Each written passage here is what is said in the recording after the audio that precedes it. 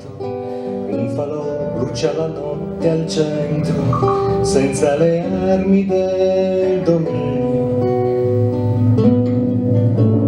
Tempra un istinto di libertà.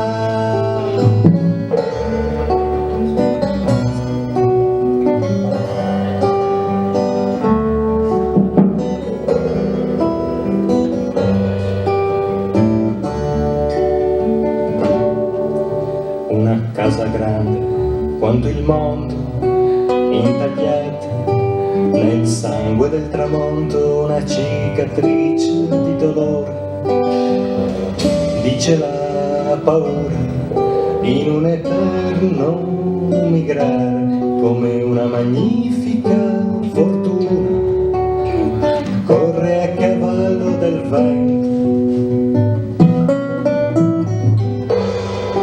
caritando per le strade.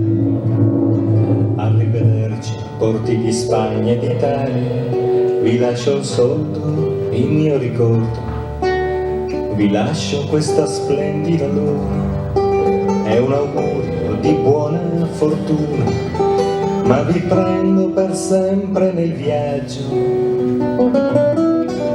nei sentieri di erranti destini.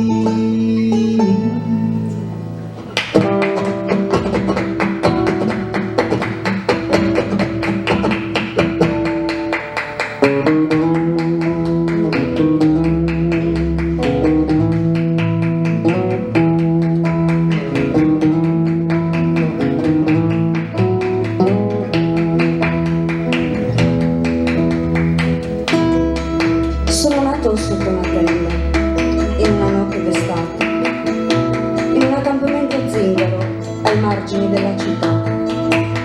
I grilli mi cantavano la ninanata, la luna mi fasciava di raggi d'oro e le donne vestivano gonne fiorite. Sono cresciuto su un carro dalle ruote scricchiolanti. Eravamo ragazzi senza ieri e senza domani. Vendicavamo il pane nella pioggia e al sole, correvamo incontro ai nostri sogni, alle nostre fantasie nel bosco. Ora sono diventato grande, la mia tenda è distrutta, il mio carro si è fermato, ma cammino ancora per essere libero, come il vento che scuote il bosco, come l'acqua che scorre verso il mare, come la musica di un violino zigano.